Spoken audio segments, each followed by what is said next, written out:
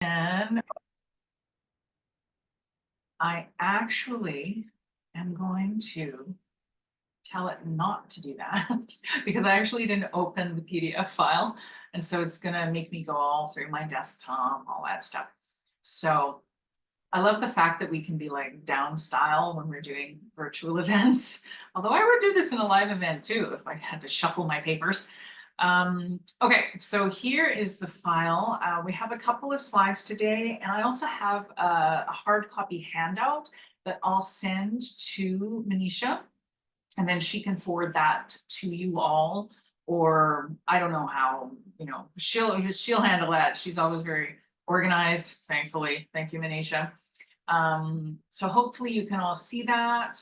I always start any like event or gathering that I'm asked to take part in with a shot of Sagatawa because it's it's just very centering for me, as I'm sure many of you also, when you look at territory, land that means something to you, right? So that's actually the site where the rivers meet. That's the piece up sort of the top of the screen, which starts in the Rockies on the BC side, and then down sort of the left center of the screen. That's the Smoky River, which begins around Jasper. So Mountain Cree territory comes all the way up and meets the piece here at Sagatawa. And then the Heart River also comes in and meets. So it's the meeting of three rivers, but the Heart is more on the town site, which is here. Now, this photo was actually taken in either, I can't remember if it was late 70s or early 80s. So there's been a bit more building, and there's like, I heard the other day from a friend that there's a second bridge now, a vehicle bridge. I haven't been back in a few years yet at this time. So but that was the town that I grew up in, and the Heart kind of joins there, sort of at the bottom of the screen. So I just want to start with that and say thank you for the land for grounding us all today as you identify where you are and bringing us together and gifting us with everything that we need to survive. Now, last session, or the session before, what we did last session was some activities and exercises you can use for yourself and also for clients, mindfulness type things. And I will be passing all of the slides along to Manisha so that she can share all 4 sessions with you at the end. So don't worry if you missed a session, and you don't have to worry about like taking notes if you don't want to, like you will be getting the slides. But in the first session, we talked about, what is intergenerational trauma, the types of trauma, how to deliver trauma-informed care. But I just wanted to flash back today and remind us that when we're talking about the types of trauma, we talk about intergenerational, so that's cyclical passed down, because when people don't have support to heal, then parenting skills or their unresolved emotions mean that gets passed down to children and also in a collective sense to other people in the community. We have complex trauma, which I use a lot. Some people don't, but I use it a lot to describe colonial trauma, that there's like this subordination from a settler colonial state that is literally on top of Indigenous societies. And that is really interested in controlling us, especially. And then there's vicarious trauma, which we did, reference in the first session. That's sort of leftover stuff that sometimes helpers can carry when we're witness to the trauma that people that we're helping experience themselves, right? So I just wanted to remind us of that. And then I also wanted to remind us, because I talk about it a bit today, that when experiences that are like beyond our ability to cope, so experiences that lead to experiencing, post-traumatic stress or any sort of trauma, that comes with a whole kind of set of beliefs and sort of sayings that are in our head, narratives, right? Like the world is unsafe. No one will help me. Oh, it's okay. I'm just going to die anyway, or I'm going to die young. Don't trust anyone. This belief that I'm not worthy of love or respect, all these horrible things, so horrible. This belief, and I carried this a long time. So I don't know anything, right? Because that's what we're told, right? And I have a comment here, and thank you for this. Village of the Small Houses, the Ian Ferguson book about Northern Alberta and sort of Southern Northwest Territories. I think we moved around, but yeah, recommendation there. Yes, I've read that book. It's quite lovely. So when we carry around all of these beliefs, that's what we're dealing with the folks that we're helping in our work, whether it's adult clients, whether it's families, whether it's students, whatever the work is that we're doing. But we are also helpers are often survivors of trauma themselves, especially if we're working in a community setting. So we ourselves can sometimes carry around these ideas as well, these thoughts. I also wanted to remind us, we talked about this in the first session, but I also wanted to remind us that after all of those horrible things that I just talked about, because they are horrible, these beliefs that we're told, the things that we're told about ourselves as Indigenous peoples, or any, marginalized peoples, it happens to, Black Americans, it happens to, so many groups, right? That there are also resiliences after trauma. And I want to make sure that we're all aware that survivors of trauma can be highly skilled in how we view the world, how we engage with the world. Those survival skills, problem-solving skills, are an example of just how amazing human beings are and how strong we are, and how we can survive the worst things and carry on and still be a very valuable member of community. Now, I think these last two are especially applicable to people who work in helper roles. I don't think I'm projecting, maybe, but I think this is my colleagues who also work in helper roles. I've seen these last two. I know myself to be, these last two are really part of who I am. This ability to experience trauma and then to grow into people who are very adaptable, like, oh, well, this has happened, and just be able to use those problem-solving skills to deal with it, to move on, to get it done, to keep going, right? We are also people who have empathy for the experiences of others, because we've experienced the same sort of experiences as many of our clients or students are experiencing themselves, right? So we're adaptable. We also have a lot of empathy. We also, and I see this with every helper colleague that I've ever worked in, and I would say this for myself as well, that we have a great sense of responsibility for creating change. And that's fantastic, because otherwise, why are we doing this work? But we're gonna reference that as we go on this morning, in this hour that we're sharing, hour-ish. That can also become a bit of a burden. So we're gonna talk about how to, lessen the burden a bit. We do work well under pressure. I don't know any helper who can, those are the folks that don't survive in helper positions, right? If you don't work well under pressure and you can't work well in a place where sometimes there's like multiple traumatic things actually happening at once right now, and yet you have a client or a student in front of you who also needs help for their particular issues, right? We do work well under pressure. That's part of, the post-traumatic, like the coping mechanisms, right? But that also means that sometimes we don't always know how to ask for help, or that we indeed need help to do our jobs, right? Because we're so used to working well under pressure and we're able to do it. So just wanted to remind you of that from the first week, because we are going to sort of reference that today. Okay, so self-care for helpers. Let's talk first. And again, please enter your comments or questions as we go along if you have any. Hopefully, I'll be able to answer them all today. You know, burnout, we talk a lot about, oh, I'm so burned out.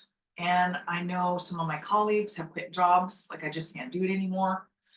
I know I felt burned out in places and, let's say the funding was cut and, I wasn't able, like the contract ended, I would kind of secretly be happy, even though it's like, uh-oh, gotta look for the next contract.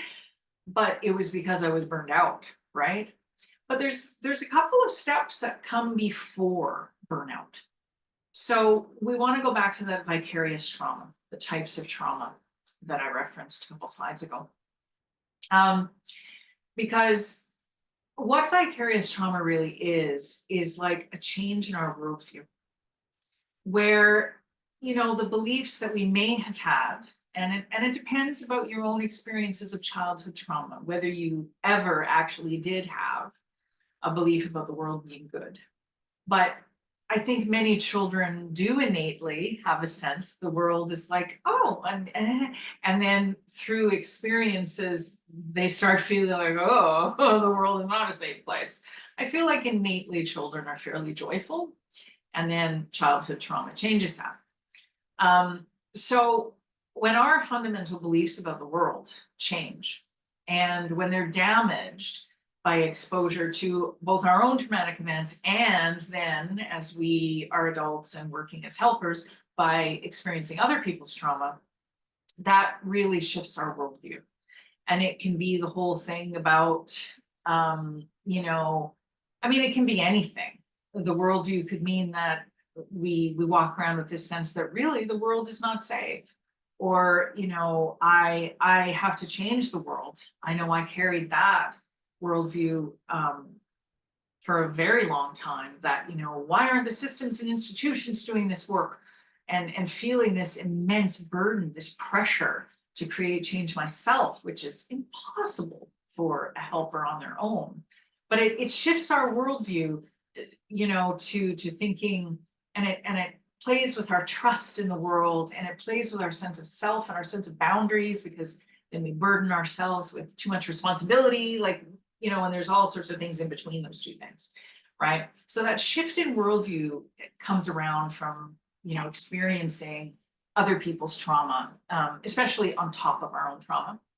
And then we start to get tired. And that tiredness also affects our ability to extend compassion to the people we work with, right? And it's not something we want to do. Sometimes it's something we're not even aware that we're doing, right? And it's the whole range of the self, mind, body, spirit, and emotion. When we are unable as helpers to rest and recharge, we just get so tired that extending compassion and empathy becomes really hard. And I've seen that with colleagues where they just, oh, well, that guy, and why is he here again? And I know I felt it in internally that, oh, dude was in a program and everything was going fine, and like, what just happened? And it, instead of extending that compassion around how can I support him as he continues, because healing is not one like it's going to be like down again, up a little bit, down again, up, down again, multiple steps. It becomes a little harder, instead of that first question being how can I support them as they've experienced this setback and go forward in their goals toward healing. You can get a little judgy, I guess is what I'm saying, right? And then we get to burnout, which is just total exhaustion. It's not just tiredness, it's exhaustion. We have very low work satisfaction, where we don't want to go into work. We feel powerless. We often have this sense that we need to create change, but we feel like we can't, and we feel completely overwhelmed, right? both with the work of listening and sort of vicariously experiencing these unresolved emotions, and with dealing with maybe toxic communication patterns in the workplace, or a lack of leadership, or whatever it is. Maybe you don't have family support for your work, and so you have to go home, and then you're responsible for a whole bunch of stuff, even though you've worked a long day meeting other people's needs, and you're going to meet other people's needs. I mean, I've heard it all, right? Talking with my colleagues. So there's a couple of steps before we get to burnout. Now, there's a really interesting question here. So Tiffany's asked in the chat, I'm curious how you tackle toxic positivity. Oh, I love that question. Tiffany says, it made me think of how to know when you were trying to be optimistic in the face of adversity, and that it's actual optimism versus harmful toxic positivity. Thank you, Tiffany, for the question. Amazing question. I'm going to build to your question. Instead of trying to answer it now, let's keep going with a few more slides. And there's a place that I know that we can get right back to that question. And I'm going to make a note of it just in case I get other questions, right? There, toxic positivity versus actual optimism. Thank you. And we will get there. Okay. So that's how we get burned out. Burnout doesn't happen right away. We've got the vicarious trauma in addition to our own experiences. We get fatigued, and then inability to express compassion and empathy, and then we go to complete exhaustion and burnout. Now, the awkwardyeti.com, this was, I think, early 21 that they put out this comic. So it was like pandemic stress. But I love this graphic because it just explains in a visual way, for those who are more visual based, what I was just talking about, where, okay, our poor little hearts are being burdened by past trauma, unresolved emotions. And then all this other stuff piles up: workplace stress, family stress. Oh yeah, we had a global pandemic, great. And then you get a little bit of bad news, which is bad. Oh, the contract's ending, or oh, a client is experiencing a setback, whatever it is. Family stuff, someone in your family's sick or something. And then you have that minor inconvenience, and it doesn't even seem like much. And you trip over it, and you fall over, and you're a mess. And then your brain says to you, or someone else being a brain says, well, I think you're overreacting. No, that's normal. That is what happens when we're carrying all this stuff. And then and the stress can also be, listening to other people's experiences of trauma, right? And working in a helper role. That can be the stress in and of itself. So we want to make sure that we're taking care of ourselves in like panel 2 and not let it get to panel 3 and 4, right? And we also want to make sure that brain and body are in sync, and that we know we have to engage in self-care so that this doesn't happen, right? Okay, so I wanted to talk a bit today about the challenges that we all face. Now, I have to be fairly, open, because we all have such specific contexts to our work and specific issues and problems. But in a general sense, when I think about conversations with colleagues, when I think about like research that I've read, things that I've seen when I've been working in a setting, this is generally what most helpers tend to deal with, right? For Indigenous people in an Indigenous context, we've got colonial systems, and those barriers within the systems sort of, measuring our outcomes in a different way than we would measure the outcomes of the work that we're doing. And that, every year the funding application can change in terms of what, we're doing. And so they don't see what we're doing as important, and we have to meet what they say is important in terms of their funding allocations. Oh, so stressful. So accessing funding and resources is a huge problem for most community-based or Indigenous-led or agencies, right, or organizations. Then we have logistics and safety. So just like logistics to me, I couldn't decide the right word for this, but it's like the logistics of doing the work. And that means both on a personal basis, like if we're underpaid and we're scraping together bus fare or gas money to get to work. Also, there's logistics inside the organization when this program's underfunded, but all that stuff, right? There can be safety issues at work if we're dealing with a lot of escalating issues. If there is like a toxic actual situation in the workplace with some or a lot of lateral violence, I've certainly been there. Then there's issues of emotional and sometimes physical safety. I've been threatened at one organization, yeah. So we have to consider all of that on top of all that other stuff. And then there's the intensity of the work and our unique sort of situation, all the stuff we just talked about, vicarious trauma. And then we're supposed to do all of this stuff and live in that reality that there's been, like, colonization has interrupted cross-generational knowledge transmission. So I know myself, and I've talked about this with colleagues, both 30 years ago and today, depending on the work we're doing, when we this has carried throughout, different types of work, where, I think, do I know enough to be able to deal with this issue and not really knowing who to turn to? Because I'm like, our elders and knowledge keepers are overworked and they try to meet the needs, but there's so many requests for them. And I think, is there a book? Is there something, a framework? Is there something online? Right? Do I know enough to handle this situation? And it's hard sometimes because knowing that,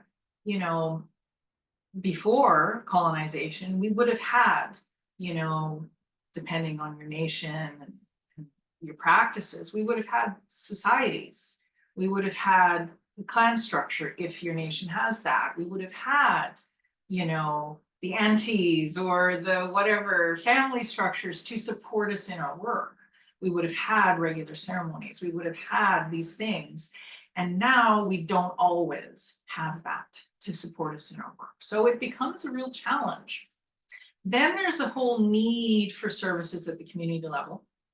And we might be providing one service, but then, having to refer people to services that aren't actually there, or that may feel unsafe because maybe then they have to jump from a community run agency or an Indigenous program in a dominant society agency to a place where they're not known.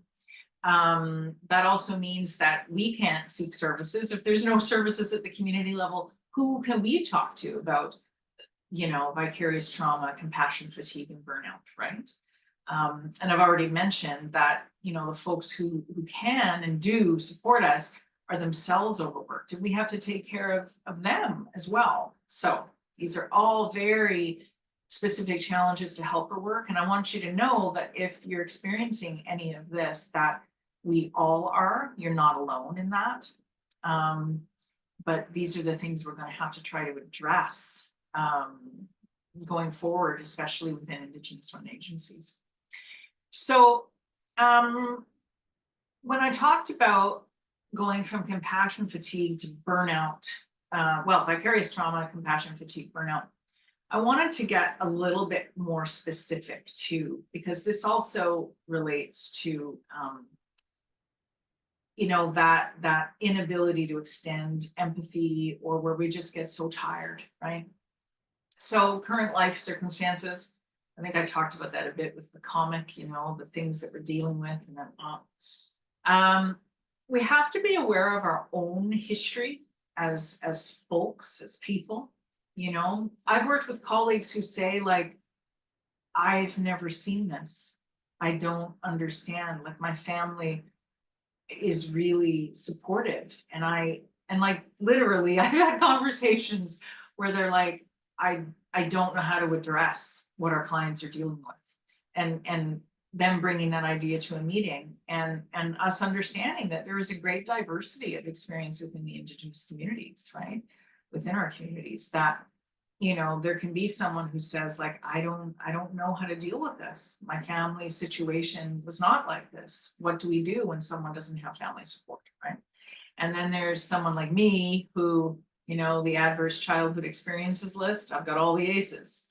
And so I'm well aware of what that looks like for a client. But then I'm like, how do we come together in a meeting or in a clinical meeting, with other clinical staff or whatever, or, going home and trying to plan for our program work, whatever it is. How do we use our history, and how does our history play into the work that we do and or our tendencies to become fatigued and burned out? Because both ends of the spectrum can experience burnout, but it might come from a different place, obviously, right? And then we have coping styles. We have to consider how we cope with that fatigue and trying not to get to burnout. Are we a person, for example, who has a lot of problems asking for help? That used to be me, right? Taking on too much, not being able to say no, also me. Bad boundaries, right? Or are you a person who can say, whoa, and immediately go to your manager and say, listen, this is what we need? Bless you if you can do that, because I'm just starting to learn how to do that, right? So our coping styles play into that, whether we get from vicarious trauma to fatigue to burnout, and how we can interrupt that kind of, spiral, right? Our personality type as well, and this is where I think Tiffany's question comes in. This toxic positivity versus how do we know that it's real optimism? I think that really kind of comes down to coping style and personality type.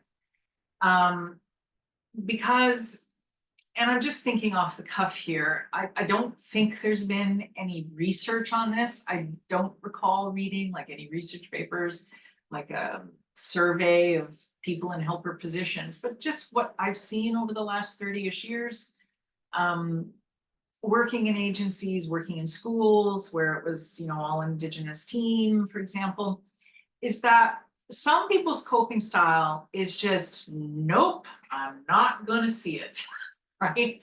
And the not going to see the hard stuff because it's too much, which is understandable. And I'm not judging anyone for their coping style. We all have our coping styles. There's none is better or worse. It's just, we need to be aware of what it is, right?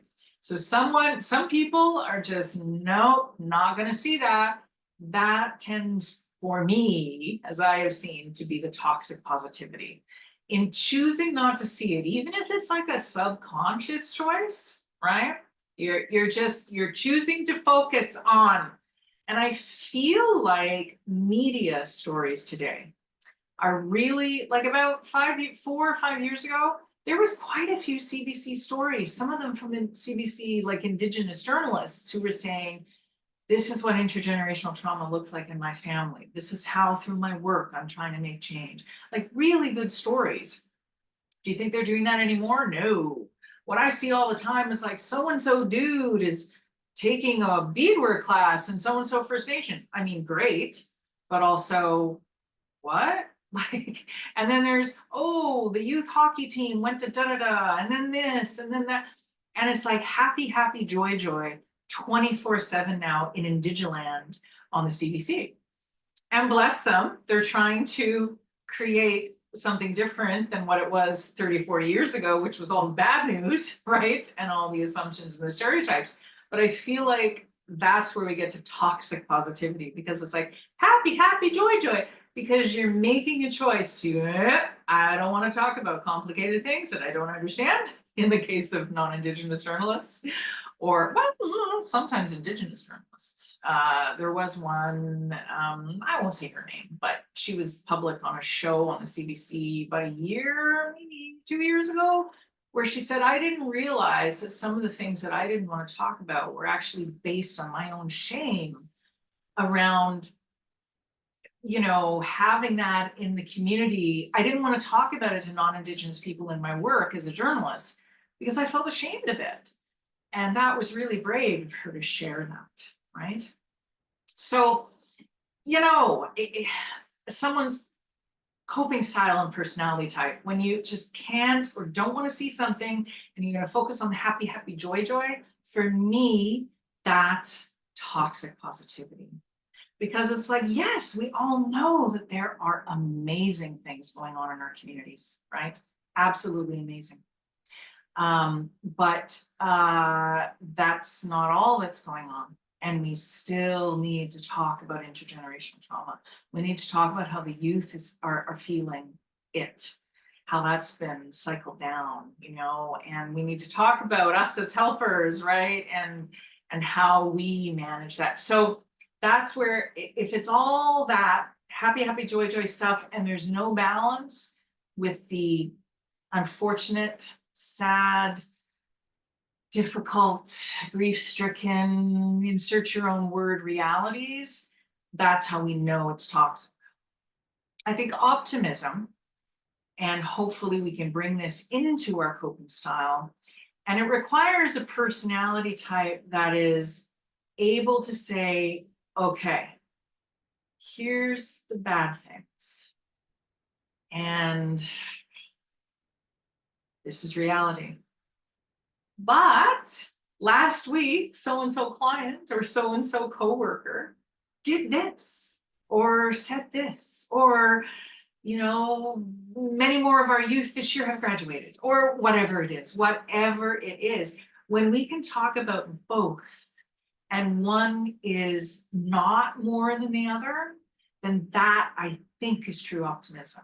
Because that's, okay, we're dealing with this. And it's all a result of colonialism. I mean, look, no human being is perfect. I think our societies had flaws before. We were just people. We weren't like, you know, perfect all the time either. We had wars, you know what I mean? But when we're able to see that this comes from colonization, it's bad, let's talk about it. Let's talk about the ways that we're cycling it down, but also look at all the amazing things. And it's both. That to me is true optimism, right? Now there's some great comments coming in.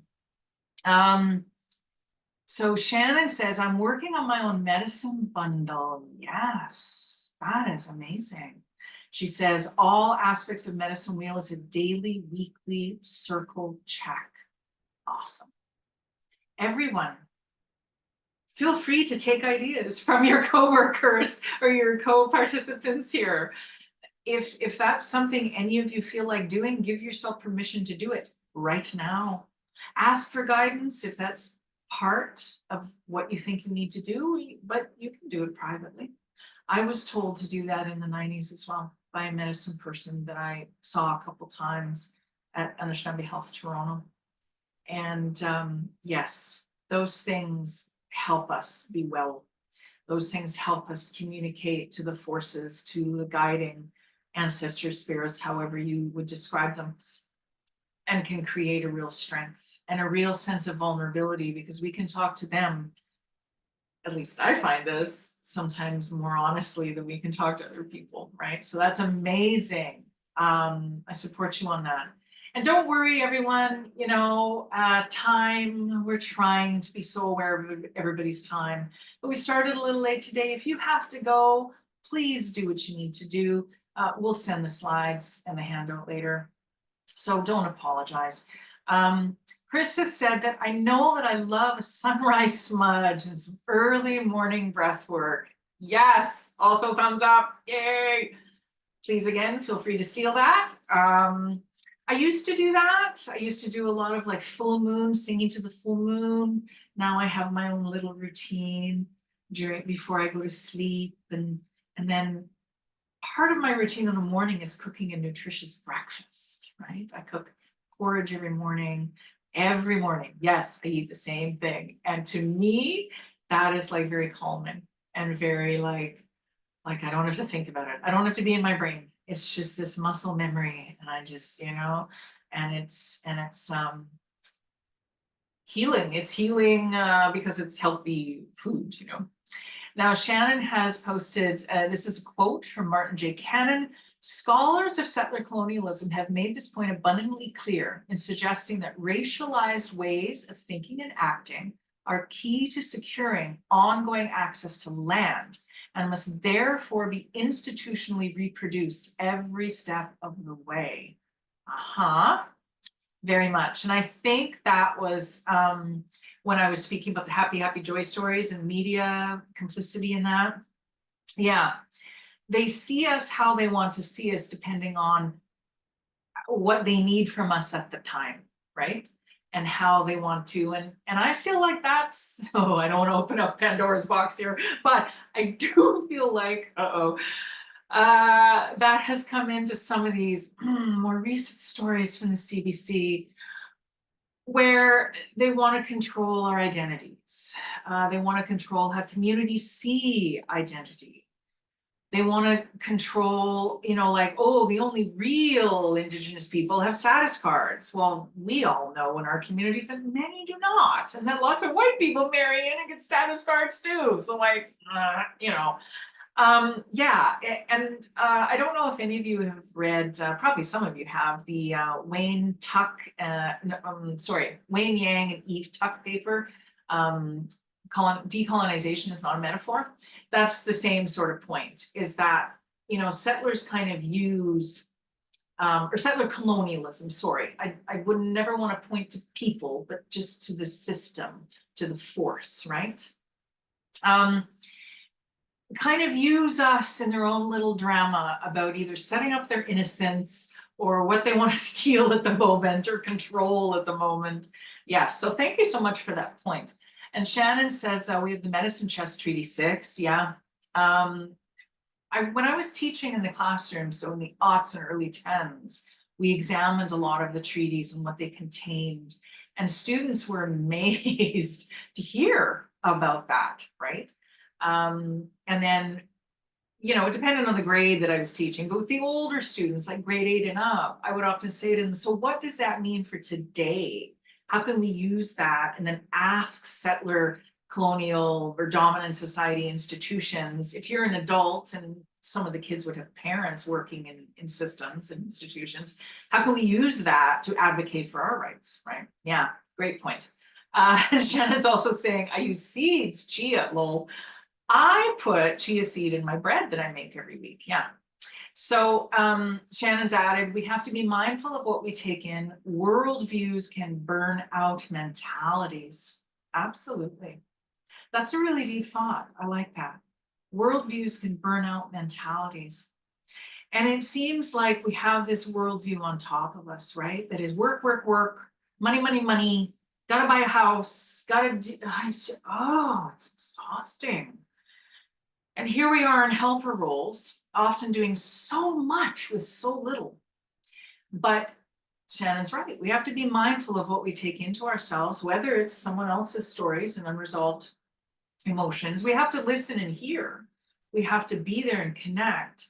We don't have to own it like it's ours, right? We have to create these ways to sort of keep that energy moving, hear it, be there, but let it move out of you, right?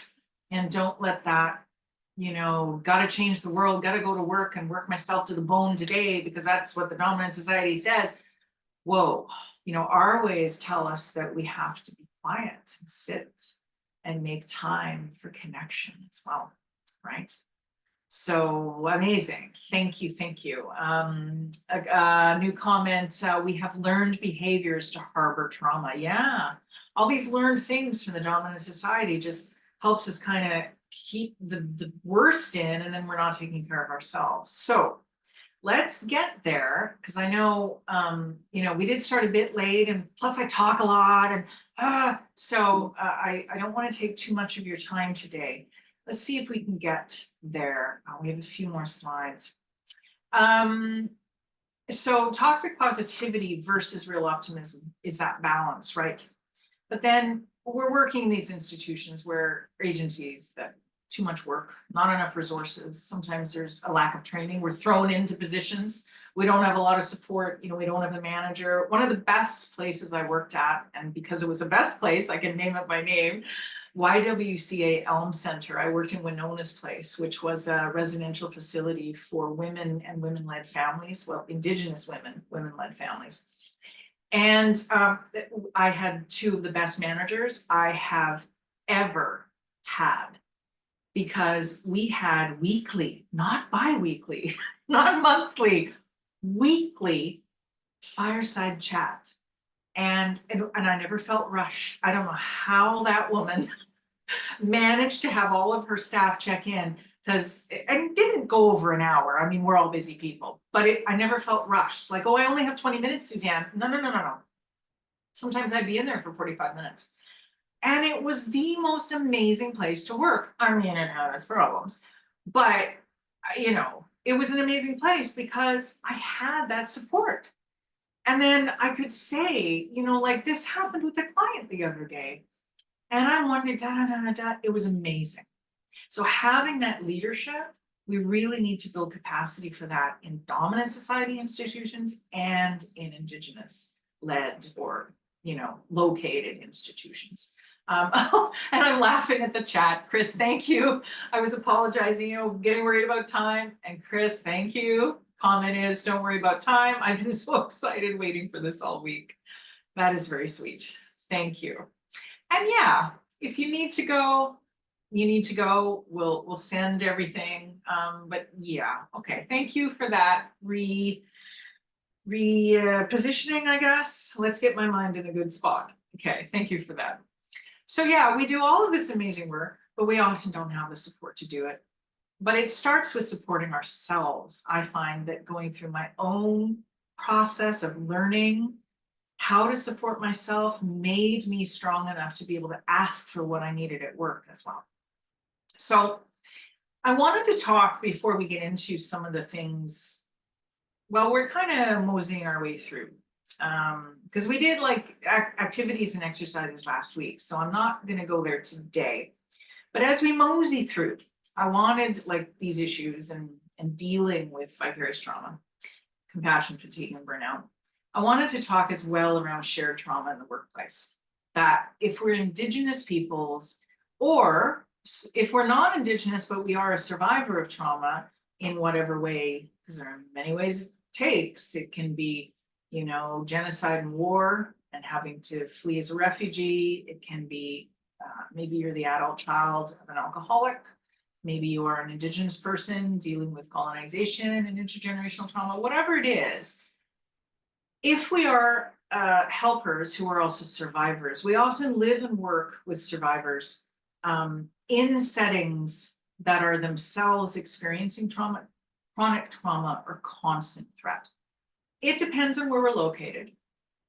Sometimes the chronic trauma can be a lack of leadership, and then there's lateral violence. So there's always something going on, and it's not good.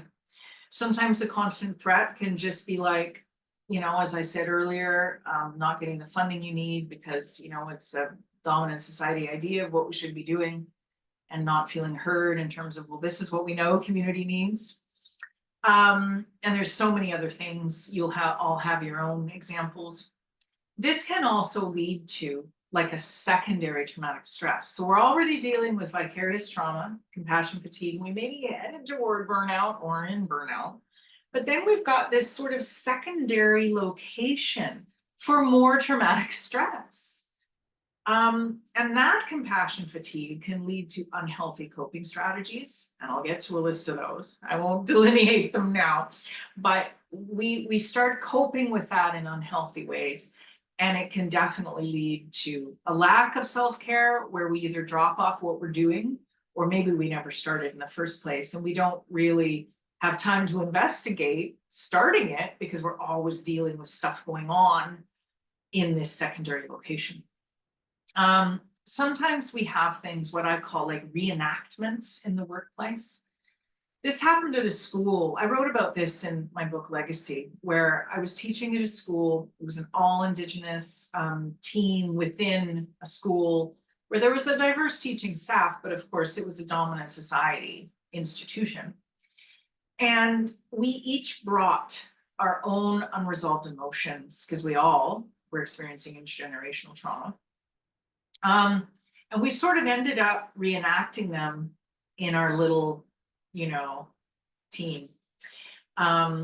Because I was trying to do healing work with my students, and then I would bring that to a meeting and I would ask for help, and then someone else would say, well, why should you get the help? You're no different than any other teacher here, because they felt unsupported, and then that kind of, as I understood it at the time anyway, and as I said in Legacy, I do believe that this is what was happening, is that that sort of built on their own childhood experiences of not having support in the family, of not having a lot of loving guidance, and so sometimes there would be anger when it was directed at me. I would go into my childhood coping mechanism, which was to freeze and to just make myself small and to not talk, to not defend myself, to just silence myself.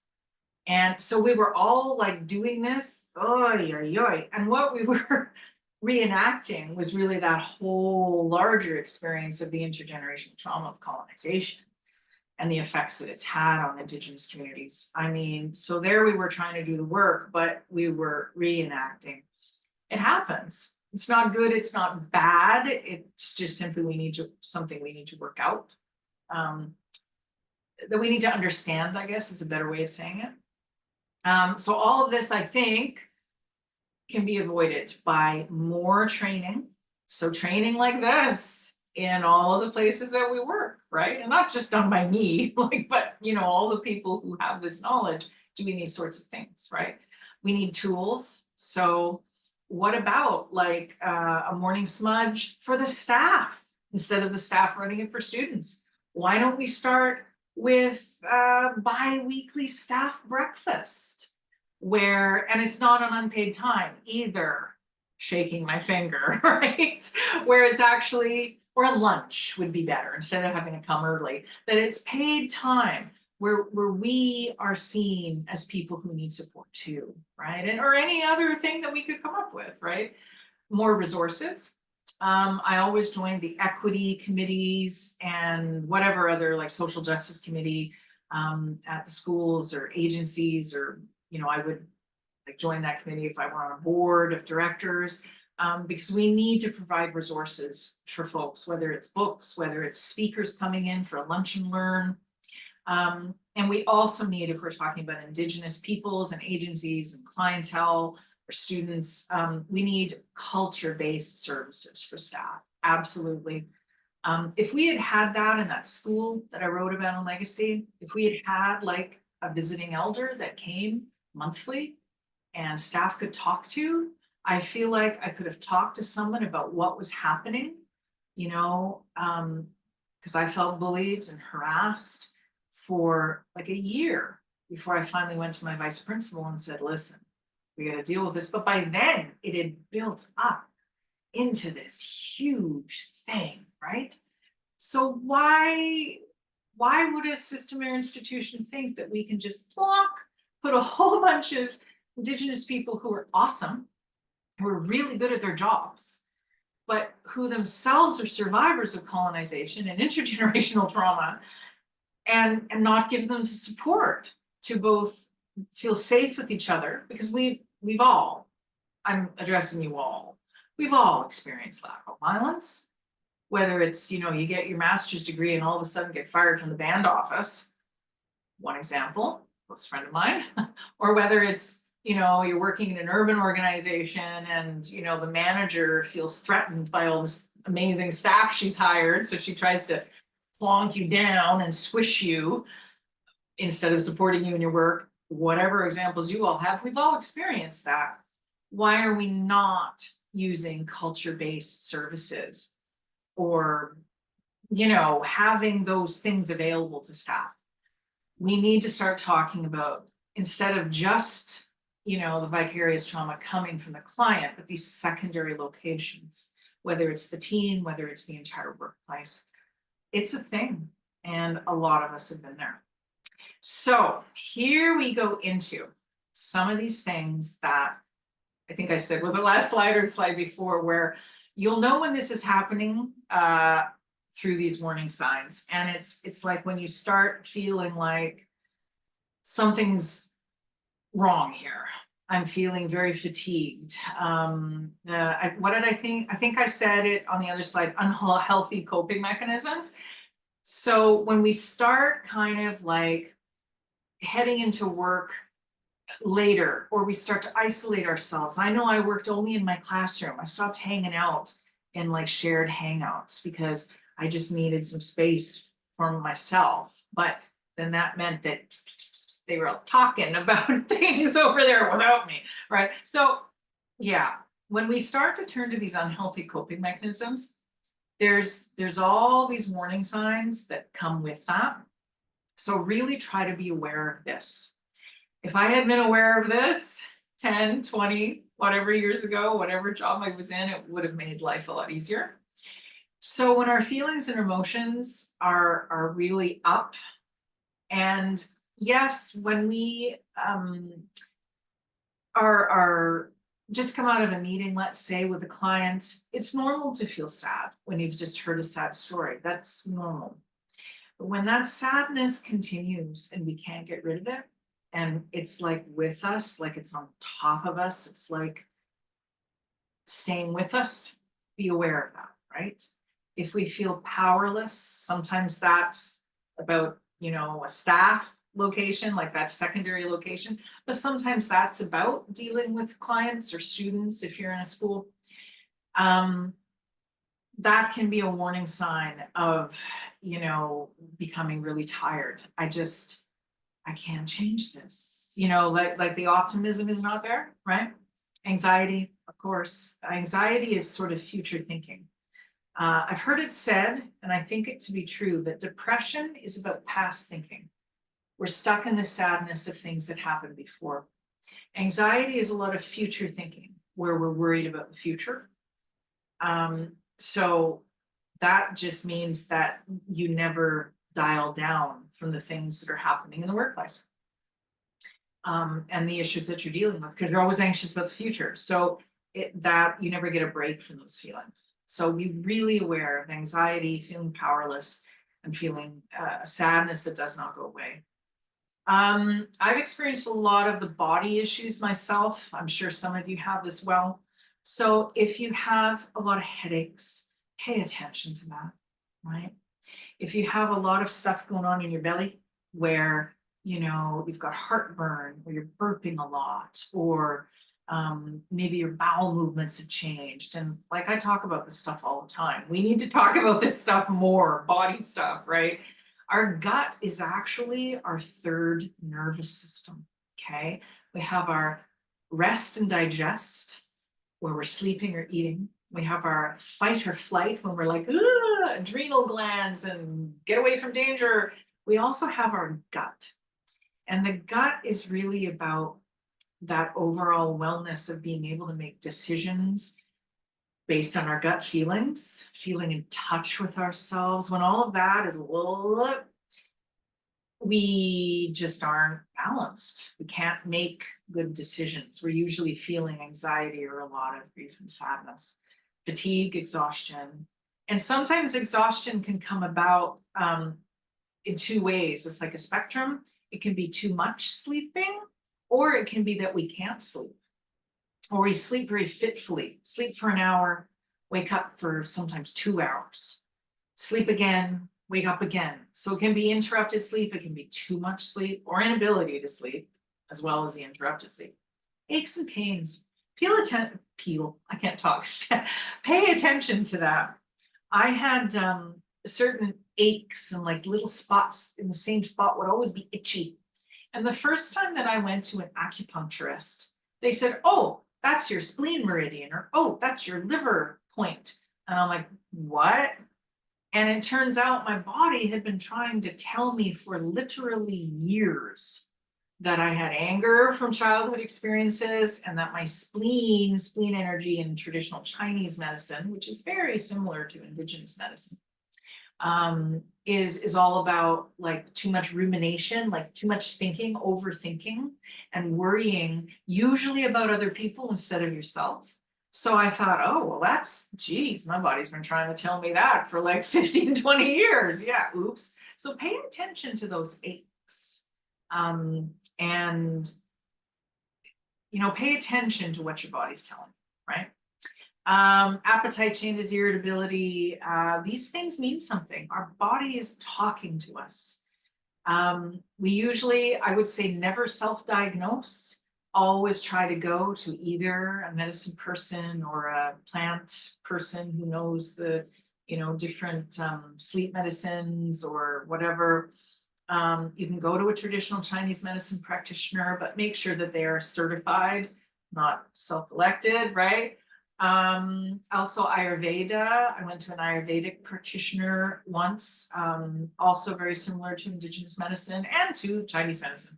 I think all culture-based societies, we had our original instructions on how the world works. The idea of hot and cold, fire, water, the idea of energy moving through, they're all very similar. So get help with this if you can.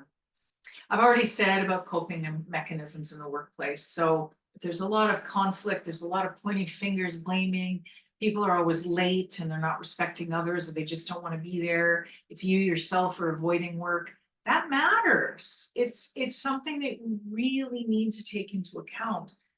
That's yourself or your helpers maybe telling you there's something here you need to deal with, right? Pay attention to relationships as well.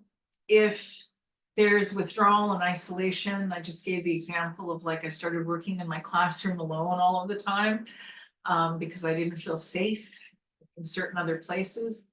I should have paid attention to that, and I didn't.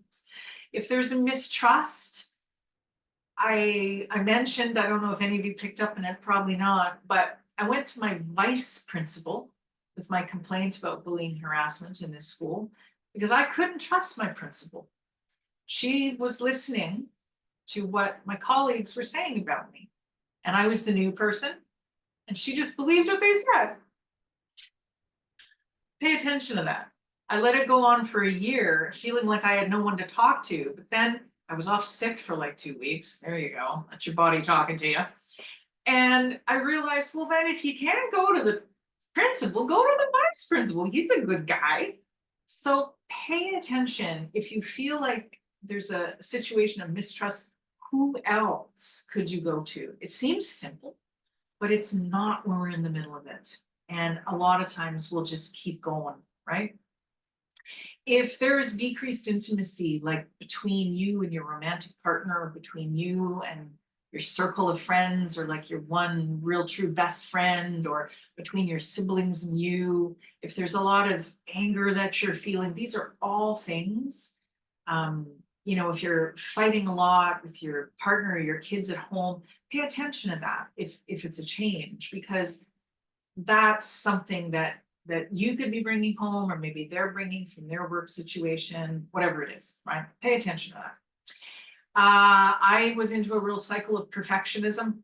If I do everything perfect, then it'll I can change things. And if things aren't working, then because I didn't do it properly, oh, what a cycle we get into. When I talk about these things, it seems amazing to me that that's what I was doing 20 years ago, 25 years ago, even 12 years ago. But it's not our fault. When things aren't going well, we still do amazing work. We just need to ask for that support, and we need to engage in self-care, right?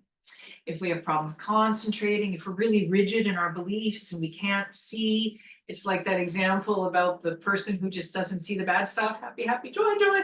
That's a rigidity, and they need to pay attention to that thought. How come I'm only seeing part of this situation? And we definitely need to pay attention to our spirits, right? If we feel like we have no purpose anymore, why am I doing this work? If we feel really discouraged, well, there's no point.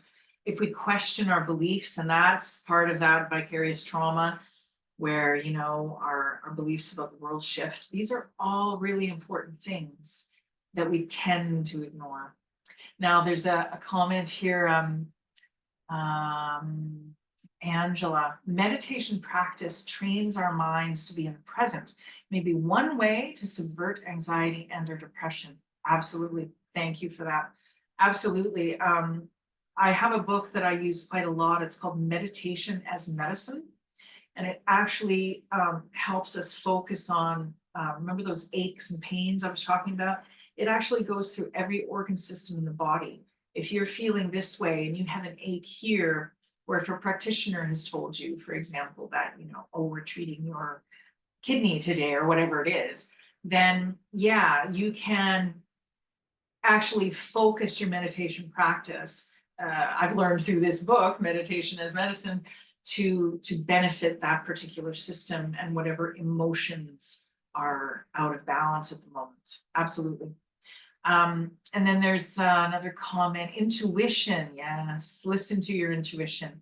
Once you sense that feeling of grief or pain, you follow that sense of being to healing. It is helpful to find resources for well-being, a structure for your health. Oh, I like that idea, a structure for our health. Yeah. Intuition is a part of mind, body, and spirit. Yeah, absolutely. And Shannon said, wow, I want that book. Yeah, Meditation as Medicine has probably been out for at least 10 years. Maybe it came out in the aughts.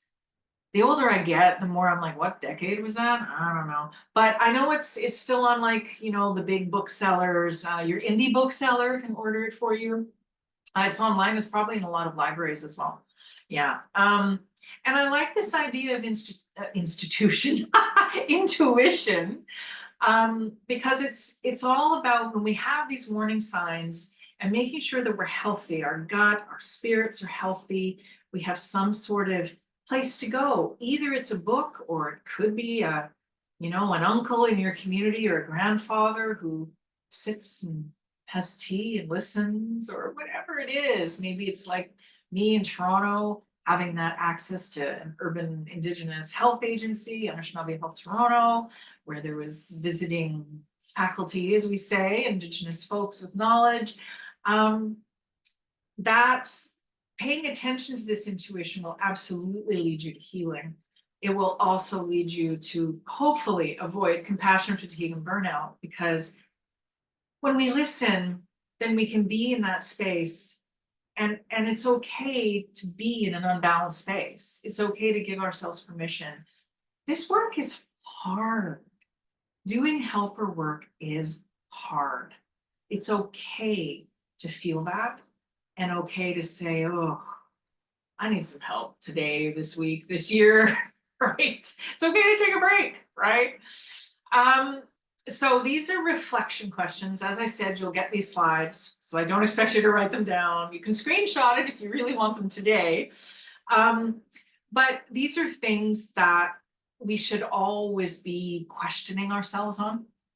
How is the struggle for either individual or collective, community, or societal decolonization, meaning both, Indigenous societies and the dominant society, affected your, or my, if you're reading into yourselves, mind, body, spirit, emotion? Just do a check-in. Reflection questions are really good for checking in. Keep them in a book somewhere, right? What effect has the climate emergency, so many communities, wildfire smoke, actual wildfires, evacuation notices, floods, like it's been crazy the last few years. Then, oh yeah, global pandemic and the opioid crisis. And then, of course, the burdens of intergenerational trauma, the burdens of workplace, of being underfunded, undersupported. Some of our workplaces are great, like that one I did mention that I had, but we're still dealing with all of these things. So what has that had? What have all of these many things that we're dealing with had on our work, my work? And also consider yourself. What has it had? What effect has it had in your mind, body, spirit, and emotion? And then consider how this work in this context, all of these other things on top of the work, affected your ability to find energy and empathy for others. That's the real check-in. If we're getting from vicarious trauma to compassion fatigue, if we can check in on this, is my energy low? Has my empathy been lacking? Am I a little bit less inclined to be compassionate? Am I getting a little judgy lately because I'm tired? That's where we have to check in, because then that's before we get to burnout, right? Oh, I have this. Oh, I have warning signs twice. It's basically the same, but no, yeah, it is. Oh, sorry. I have the same. Oh, Lord. I have a whole bunch of slides that are doubled. I don't know why I did that. I have no idea. Let me just. What is going on? Oh no.